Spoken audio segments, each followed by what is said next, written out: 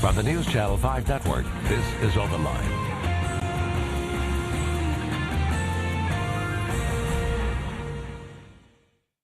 Welcome everyone to OpenLine on Wednesday night. I'm Ben Hall, talking about one of my favorite topics, movies. Of course, it is the fall, and in the fall, that's when you begin to start seeing some of the award-worthy films. They start coming out. And so what we want to talk about is what's coming out this fall, show some trailers, get a sense of, what's worth seeing. And we are very happy to have with us Jason Shawhan, Nashville film critic, Nashville scene film critic, movie critic. You've been on a lot. We appreciate it. I'm always glad to do it. Thanks for coming back. So is it too early? Here we are, it's fall. Is it too early to start thinking about, what movies may be in the running or getting Oscar buzz? No, it is not at all. Basically, the studios start thinking about them as soon as the last year's Oscars are awarded. But it's when it starts ramping up is when the big festivals, which are the Telluride, Toronto, New York, bunching in late August through September. That's when the machines start gearing up, and basically late October, all of November and December is trying to think of the best way to put it. That's the culling. That's everybody's like throwing their most prestigious stuff at the wall. The wall being screens all over the country, and whatever sticks is what gets taken to the next level in January when they really start going for the awards campaigns. We like having you on. Of course, you were on in the summer. You kind of talked about the summer, kind of popcorn, big movies, big budget thriller, those kind of things. Now we are getting into the award type movies. What are you beginning to see? What are some of the things what are some of the movies you want to see and are already getting some buzz? What's out there right now? It's actually really interesting. I mean, the Boyhood, which came out earlier this year, that from when it hit theaters, everyone was talking about like this is going to be an awards magnet and stuff. But what's interesting is that since then, a lot of the ones that people are just like, oh well, this will definitely be an awards thing, whatever. The market is very, very fickle. And even if, everyone in the industry or all the critics get together and decide that something is worthy of support, that doesn't necessarily mean it's going to take. Like a great example right now of a film that has sort of, a mainstream film, popular film, Gone Girl, the new David Fincher movie. It opened, it became a huge hit. It's the first film since, I want to think, 2010? No, it's much earlier than that. But the first R-rated film that wasn't a sequel to be #1 in the country for more than 2 weeks. Wow. But it's great direction, great acting, all the technical stuff is superb, and it's sort of, maybe not necessarily it was going to be an awards contender if you'd asked people earlier in the year, but now that it's done well and it's remaining relevant and audiences are still coming to see it in big numbers, that's the sort of thing that it's going to stick around. People are going to be aware of that when they're like trying to find something to fill out their list. So Boyhood, no doubt. I saw Boyhood, thought it was great. I saw Gone Girl, thought it was really good. I don't see it as an Oscar type movie, but maybe you're saying maybe it has some staying power. I think it could. I really do. There's so many different good acting performances in it. Some of which are archetypes that we haven't really gotten before, but also, there are aspects of it that sort of appeal to like the weird, messed up place that we are in as a nation right now, and I would not count it out. Now, the flip side of Gone Girl, though, is this movie Men, Women, and Children, which they forced into wide release despite the limited release numbers saying like don't do it. It's Jason Reitman, who's a very good director. His film Young Adult, I think, is exceptional. This, it's his grand statement about how the internet is ruining everything, and people are laughing it off the screens, but it's not a comedy. And it's just, it's disastrous numbers. And, based on his name alone, because of Juno and some of the other films he's made, people are just like, this is going to be a big deal. And it's like, now that the numbers have happened, it's collapsed.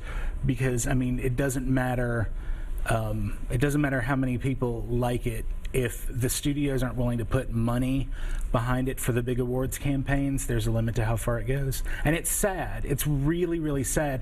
But I mean, it's like the same thing. Anybody who's, signed a petition or done anything for a political issue that you care about, I mean, all it does is just open you up to get like constant appeals for more money, regardless of what side you're on. And it's just, you realize it's just like, okay, like money is driving the situation, not what people actually want. It's kind of distressing. How has this year been? Is this a year where we've had a lot of Oscar-worthy type movies, or it seems to me like the answer to that is no. But how, as a film critic, as somebody that follows the industry and all that, I mean, I guess are they just now beginning to come out, or how is this year measuring up? Well, it depends, honestly. My first response is it depends on the pool that you're drawing from. I make a point of, I go to film festivals. I I heard there's this weird film from, one of the old former Soviet republics, and it's really good, but there's no subtitles. And I was like, well, I'll look into it, and if it grabs me, I'll find somebody who speaks that and tell me what's happening. What are the pithy nuances that I'm missing? If you pull from a big enough pile, you're going to find enough to keep you happy. And I think it's been a very good year, but where it hasn't been a good year, which has sort of colored a lot of the coverage of it, is in terms of box office. Like, stuff has not been making the money that it used to, and exhibitors are terrified. I mean, they're quaking in their boots. They're just like, this year has been a disaster, and we don't know what to do with it. And part of that are the films that they're showing. Part of that are like formulas that they've relied on that have worked in the past that aren't necessarily working right now. But if you look, again, it depends on where you're looking. But I would say it's been a great year for movies. But I mean, generally, most years you can find enough good stuff if you look in all sorts of weird places. But I feel like it's been a very bad year for big money makers. Right. Let's put it that way. So let's talk about, if you start looking at what may be up for Best Picture. Mm-hmm. What is coming out that may fit into that category? Is, at least at this point, getting the kind of talk that indicates people are looking at it in that way? I would say Interstellar is a possibility. The Dark Knight Rises sort of threw things off a little bit, because before that, Christopher Nolan could do no wrong. And that film, it had a great sense of heft, but it was off balance, and then it certainly didn't help with the horrifying things that happened in Sandy Hook immediately after that. So, but it's a big deal. It's causing major debates between exhibitors just because of the fact that they decided to start it 2 days earlier in theaters that can actually show it on film, as opposed to digital, which is a great conversation to be having. And I'm glad that it's happening, because people are now asking the questions just like, how did this happen? How did we lose all of our films so fast? And the answer is the studios and the exhibitors got together and said, well, this makes it cheaper for us, and it gives us more control over how these films can be viewed. It diminishes the art form, but it saves a few bucks. So that's apparently a balance that was worthwhile at that time. So Interstellar, we'll see a preview for that, or a trailer in the next segment. But okay, good. So that's one, and that's coming out really soon. That starts on November 7th. Yeah, and there's a lot of attention for it, and it deals with big human issues, and it integrates, state-of-the-art special effects. So it's not quite like the roller coaster ride of Gravity last year, but it's sort of aiming for the same thing. It's saying, big ideas can play nice with science fiction, and people will go for it. Let me read. I have a list here. Mm-hmm. And you can give a quick sort of assessment. American Sniper. That's the new Clint Eastwood film with Right. Bradley Cooper. Never, ever count out Clint Eastwood. He's got an amazing gift for, he can knock it out of the park with a home run that everybody sees. He can make something that nobody goes to. Jersey Boys. Which, I don't understand. I would have assumed that was a great marriage of filmmaker and material. It just didn't click. But, this is another one where it was sort of like you didn't even really hear much about it until until it was done, and Warner Brothers was like, we're putting this out for at Christmas for awards season.